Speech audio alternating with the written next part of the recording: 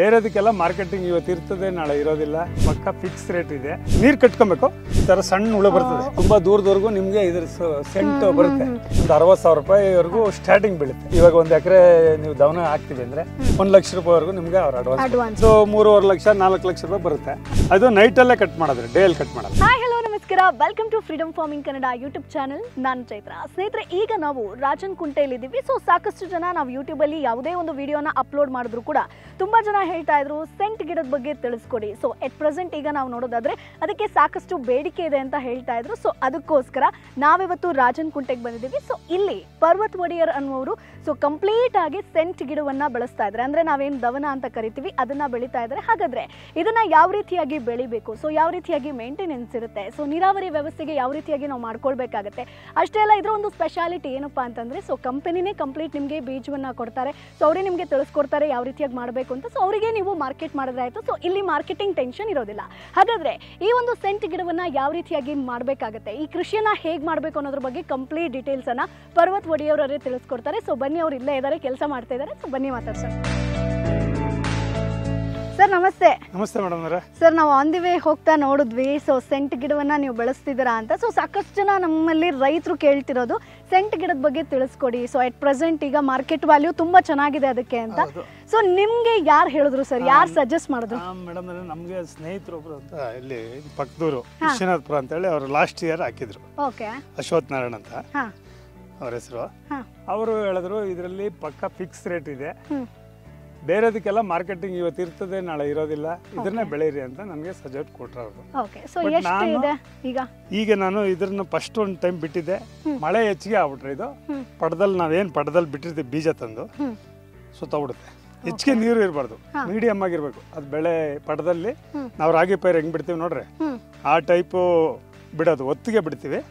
ಅದು ಬೆಳೆ ಅದು ಹೆಂಗೆ ಇವತ್ತು ಬೀಜ ತರೋದು, ಅದನ್ನ ಒಂದು ಬಟ್ಟೆಯಲ್ಲಿ ಮಳ್ಳಲ್ಲಿ ಬೆರೆಸ್ಬಿಟ್ಟು ಸಪ್ರೇಟ್ ಒಂದೊಂದು ಚೀಲದಲ್ಲಿ ನಾವು ಅದನ್ನ ಏನ್ ಮಾಡ್ತೀವಿ, ಕೂಡಿಡ್ತೀವಿ. ಇದು ಸಪ್ರೇಟ್ ಆಗಿ ಗಂಟು ಕಟ್ಟಿ ಇಡ್ತೀವಿ, ತ್ಯಾವ ಮಾಡಿ ನೀರಲ್ಲಿ ನೆನಕ್ಬಿಟ್ಟು ಆ ಚೀಲಗಳನ್ನ ಎತ್ತಿ ಒಂದ್ ಸೈಡಾಗಿ ಇಡ್ತೀವಿ. ಎಷ್ಟು ದಿನ ನೆಂದಾಕ್ಬೇಕು? 2 ದಿನ. ಇವತ್ತು ಕಟ್ಟಿ ಇಡ್ತೀವಿ, ನಾಳೆ ಮಧ್ಯಾಹ್ನ ಮತ್ತೆ 1 ಗಂಟೆ ಬಿಸಿಲಲ್ಲಿ ಇಡ್ಬೇಕು. ಅದನ್ನ ತಿರುಗಿ ಮತ್ತೆ ಅದ್ರ ಮೇಲೆ 1 ಗ್ಲಾಸ್ ಅಷ್ಟು ನೀರು ಚುಮ್ಕಿಸ್ಬಿಟ್ಟು ಮತ್ತೆ ಅದ್ರ ಒಳಗಡೆ ಇಡಬೇಕು. ಇಟ್ಬಿಟ್ಟು ಅದ್ರ ಮೇಲೆ ಸುಮಾರು ವೆಯ್ಟ್ ಕಲ್ಲು ಇಡಬೇಕು. 2ನೇ ದಿನ ಆದ್ಮೇಲೆ ಅದರಲ್ಲಿ ಲೈಟಾಗಿ ಮೊಳಕೆ ಬರುತ್ತೆ. ಅವತ್ತು ಸಾಯಂಕಾಲ ಇಲ್ಲ ಮಾರನೇ ದಿನ ಬೆಳಗ್ಗೆ ಅದ್ರ ನಾವೇನು ಪಟ ಎಲ್ಲ ರೆಡಿ ಮಾಡಿರ್ಬೇಕು. ಅಂದ್ರೆ ಒಬ್ಬರು ಕೂತ್ಕೊಂಡು ಹಿಂಗೆ ಕಳೆ ತೆಗಿ ಅಷ್ಟು ಒಂದು 4 ಅಡಿ ಇಷ್ಟೇ ನೋಡ್ರಿ, ಒಂದು 4 ಅಡಿ ಬರ್ಬೋದು. ಸೊ ಇದು ಎಷ್ಟು ಅಂತರ ಸರ್? ಯಾಕಂತಂದ್ರೆ ನೀವು ಇಲ್ಲಿ ಒಂದ್ ಕಡೆ ಏರ್ ಮಾಡಿ ಮಾಡ್ಕೊಂಡಿದ್ದೀರಿ. ಅಲ್ಲ, ಇದು ಬೇರೆ ಟೈಪ್, ಅದಕ್ಕೆ ಲೆವೆಲ್ ಆಗಿರ್ಬೇಕ್ರಿ. ಅಲ್ಲಿ ಫಸ್ಟ್ ನೀವು ನೋಡ್ಕೊಂಬಲ್ಲ, ಫಸ್ಟ್ ಅಲ್ಲಿ ನೋಡಿದ್ರಲ್ಲ ಆ ತರ ಚೌಕಟ್ ಮಾಡ್ಬೇಕು. ಸುತ್ತು ಈ ತರ ದಿಬ್ಬ ಇರ್ಬೇಕು. ಸೆಂಟ್ರಲ್ ಬಂದು ಇದು ಪೂರ್ತಿ ಪ್ಲೈನ್ ಇರ್ಬೇಕು. ಇದು ತುಂಬಾ ನೀರ್ ತುಂಬಿಸೋದು.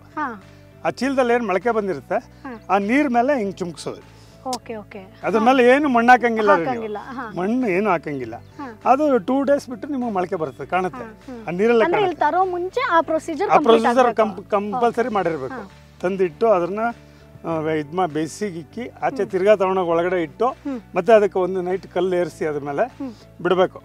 ನೆಕ್ಸ್ಟ್ ಡೇ ಅದನ್ನ ಬಿಚ್ಚಿ ನೋಡ್ಬೇಕು ನಾವೇ, ಮೊಳಕೆ ಬಂದಿದ್ಯಾ, ಕರೆಕ್ಟ್ ಆಗಿದ್ಯಾ, ಬಿಡ್ಬೋದಾ. ಬಿಡೋದಕ್ಕೆ ನಮ್ಮ ಅಷ್ಟೊತ್ತಿಗೆ ನಾವು ಪಟ ಎಲ್ಲ ರೆಡಿ ಮಾಡ್ಕೊಬೇಕು. ಪಟ ಎಲ್ಲ ರೆಡಿ ಮಾಡ್ಕೊಂಡಿದ್ದು ತಕ್ಷಣ ಅದನ್ನ ನೀರು ಕಟ್ಕೊಬೇಕು. ನೀರ್ ಹಿಂದೆನೆ ಒಬ್ರು ನೀರ್ ಕಟ್ತಾ ಇದ್ರೆ ಒಬ್ರು ಅದನ್ನ ಉದುರ್ಸ್ಕೊಂಬರ್ಬೇಕು ನೀರಲ್ಲಿ. ನೀರ್ ಡ್ರೈ ಆಗ್ಬಿಟ್ರೆ ಮತ್ತೆ ಇದಾಗಲ್ಲ. ಅಂದ್ರೆ ಜಸ್ಟ್ ಉದುರಿಸ್ತಾ ಇದ್ರೆ ಸಾಕು, ನೀವೇನ್ ನಾಟಿ ಮಾಡ್ಬೇಕು ಅಂತ ನೀರ್ ಬೀಜ ನಾಟಿ ಮಾಡಂಗಿಲ್ಲ.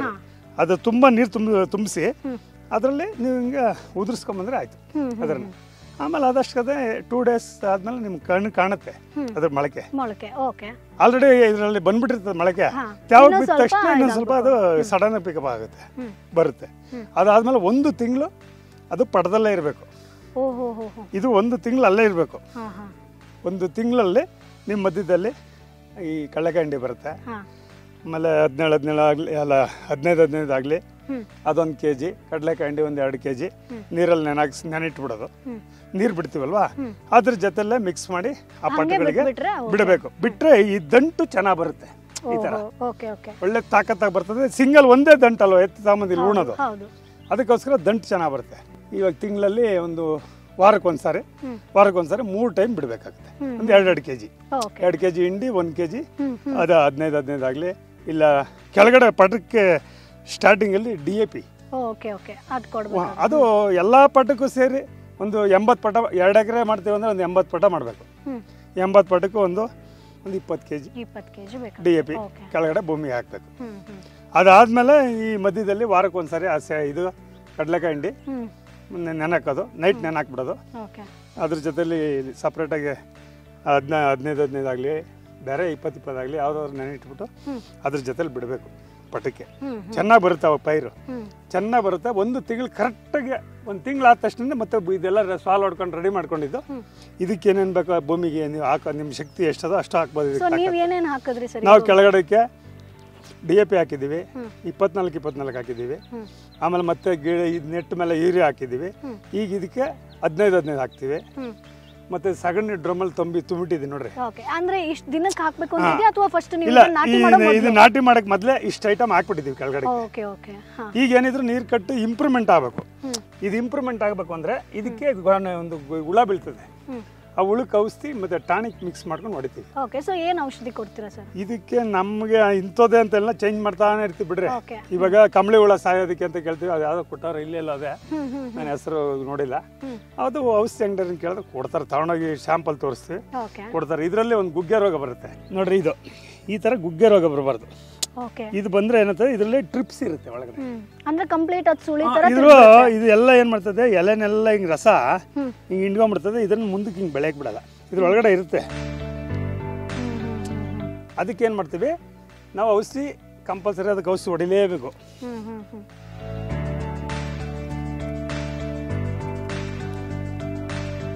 ನೋಡ್ರಿ ಈ ತರ ಸಣ್ಣ ಹುಳ ಬರ್ತದೆ, ಅದರಲ್ಲಿ ಟ್ರಿಪ್ಸ್ ಸೇರಿರುತ್ತೆ ಇದರಲ್ಲಿ.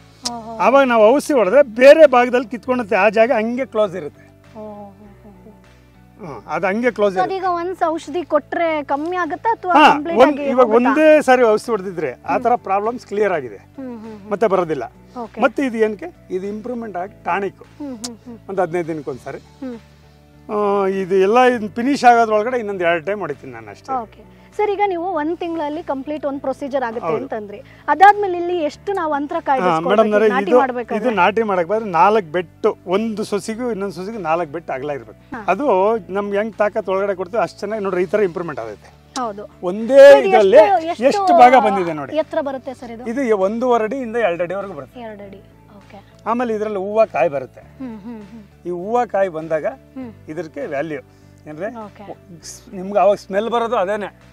ತುಂಬಾ ದೂರದವರೆಗೂ ನಿಮ್ಗೆ ಇದ್ರ ಸೆಂಟ್ ಬರುತ್ತೆ. ಸರ್, ಈಗ ನೀವು ಹೂ ಕಾಯಿ ಬಿಡ್ಬೇಕು ಅಂತಂದ್ರೆ ಅದಾದ್ಮೇಲೆ ಸ್ಮೆಲ್ ಸ್ಟಾರ್ಟ್ ಆಗುತ್ತೆ ಅಂತ, ಸೊ ಆ ಒಂದು ಟೈಮ್ ಬರೋದಕ್ಕೆ ಎಷ್ಟು ಟೈಮ್ ತಗೊಂಡು? ಈಗ ನೋಡ್ರಿ, ಅಲ್ಲಿ ಪಟದಿಂದ ನಾವು ಜಮೀನಿಗೆ ಹಾಕದ್ಮೇಲೆ 2 ತಿಂಗಳ ಮೇಲೆ 12 ದಿನ ಇಲ್ಲ 13 ದಿನ ಅಷ್ಟೇ. ಓಕೆ, ಅಷ್ಟೇ ಫೈನಲ್ ಬಂದ್ಬಿಡ್ತದೆ. ಸೊ ಇಲ್ಲಿ ಹೆಂಗ್ ನಾಟಿ ಮಾಡೋದು ಸರ್? ಜಸ್ಟ್ ಅಲ್ಲಿಂದ ತಂದಿರೋದು ನಾಟಿ ಮಾಡೋದು? ಅಲ್ಲಿ ಅದಲ್ಲಿ ಪಡದಿಂದ ಕೀಳ್ತೀವಿ.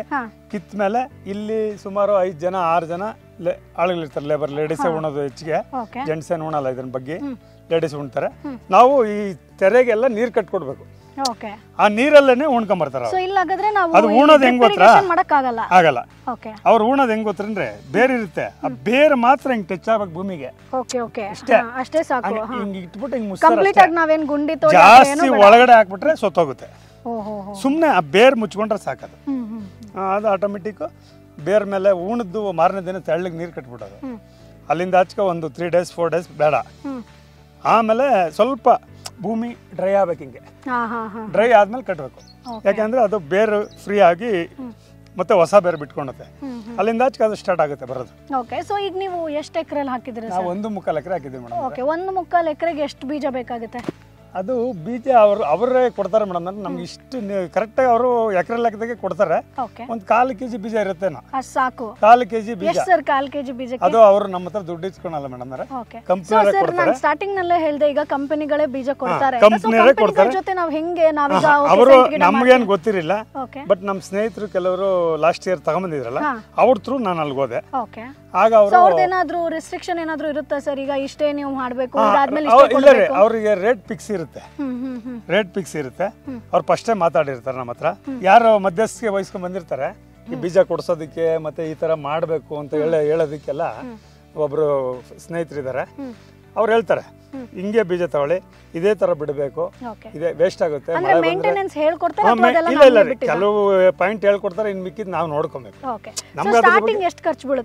ಸರ್ ಇವಾಗ ಒಂದು ಎಕರೆಗೆ ಹೆಚ್ಚು ಕಮ್ಮಿ ಒಂದು 60,000 ರೂಪಾಯಿವರೆಗೂ ಸ್ಟಾರ್ಟಿಂಗ್ ಬೀಳುತ್ತೆ.